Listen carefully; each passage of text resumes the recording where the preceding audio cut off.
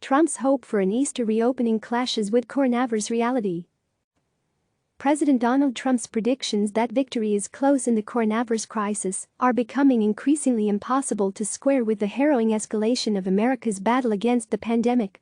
Trump on Tuesday spied light at the end of the tunnel and envisioned packed church pews at Easter as America breaks free of stay-at-home orders and marks the return of its raring-to-go economy. "I thought it was a beautiful time.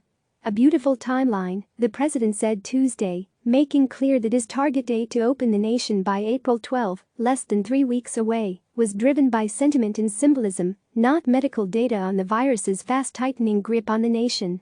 Anyone can empathize with the president's desire to crank back an economy that has probably already shed millions of jobs and left many Americans wondering how long they can survive without wages.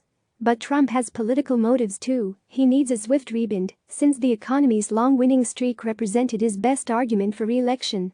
The president's upbeat messaging came as more governors imposed strict stay-at-home limits on residents. New York's Andrew Cuomo compared the virus to a bullet train and warned that more New Yorkers would soon die amid a ventilator shortage. He said the apex of the city's aggressive epidemic would peak in 14 to 21 days. At the same time, the president wants to open up the country. The gap between the president's perception of the situation and reality risks squandering the credibility that leaders need in a time of crisis, when inspiring hope must be balanced with a realistic assessment of the challenge ahead. Healthcare workers are speaking in increasingly alarming terms about the situation in the nation's emergency rooms. Louisiana told the White House that New Orleans' healthcare capacity would be overwhelmed in a week. Even in Trump's optimistic White House briefing, his own officials, in a stunning moment, told anyone who had recently been in New York to immediately self-quarantine.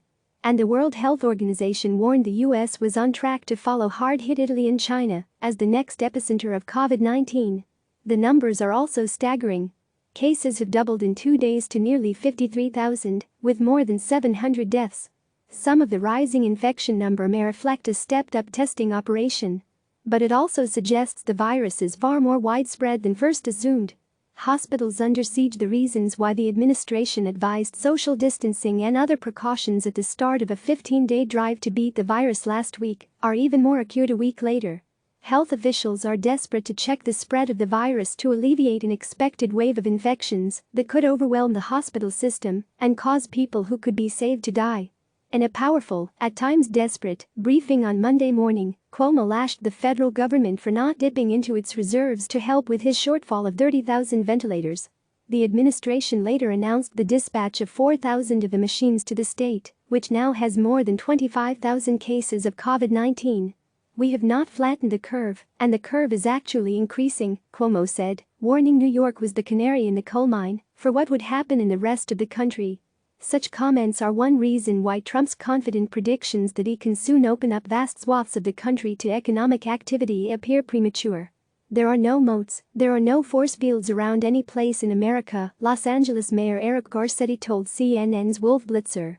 "There may be some rays of sunshine in the months ahead, but right now there are still dark clouds," the president said his April timeline in a softball town hall interview with Fox News at the White House. "I would love to have the country opened up and raring to go by Easter," he said. He used the appearance to revive comparisons of the virus to the far less virulent flu and car accident fatalities that his top public health officials have spent weeks seeking to dismiss.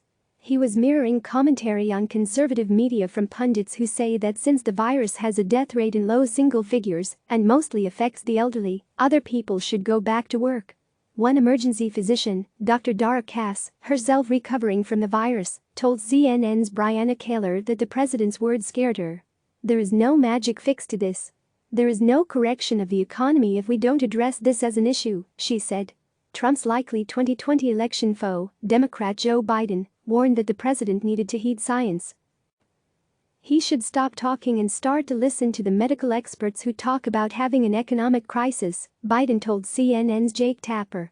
"You want an economic crisis? Watch this spike. Watch the number of dead go up. Watch the number of people who in fact connect with this virus." Another criticism of the president's impatient approach is that if restrictions on movement are lifted too early, that could accelerate infections and cause more economic damage in the long run. If the White House were to relax the social distancing measures soon well ahead of the necessary timeline to have a significant impact on our view, It would raise the risk of increasing the peak or delaying the time to peak, investment bank Morgan Stanley said in a report Tuesday. Virginia's Democratic Governor Ralph Northam agreed that it would be better for everyone if the economy fired up again soon. But he added, "The data tells us that this will be with us for at least 2 to 3 months, and perhaps longer." Trump's political strategy revealed there were increasing signs on Tuesday that Trump is following a strategy designed to shield him politically from the aftermath of the pandemic. He appears in the White House briefing room every evening around prime time to deliver the most positive news from the day, often seeming overly optimistic on the potential of some yet-to-be-proved therapies or repeating previous announcements, like the dispatch of hospital ships to Los Angeles and New York. The president promised on Tuesday evening that any decision on putting America back to work would be based on medical necessity and the need to protect the health of Americans. "We'll only do it if it's good. We'll do large sections of the country," Trump said, adding he would listen closely to recommendations from Dr. Anthony Fauci and Dr. Deborah Birx, two top medical experts on the White House coronavirus task force. But Fauci said he had told the president, "You can look at a date, but you gotta be very flexible," he said, not for the first time seeming to undercut Trump. Soon, Trump's Easter timetable may come to be seen as unsustainable. But the president could get a political win anyway by becoming the first major politician to position himself on ground that will be crowded in the coming weeks as the full misery of economic deprivation begins to bite deep and more Americans plead to go back to work. The president also knows that unless the economy gets going early in the second quarter, the chances of it exploding back to life by November's election are slim. Click subscribe to receive the latest news.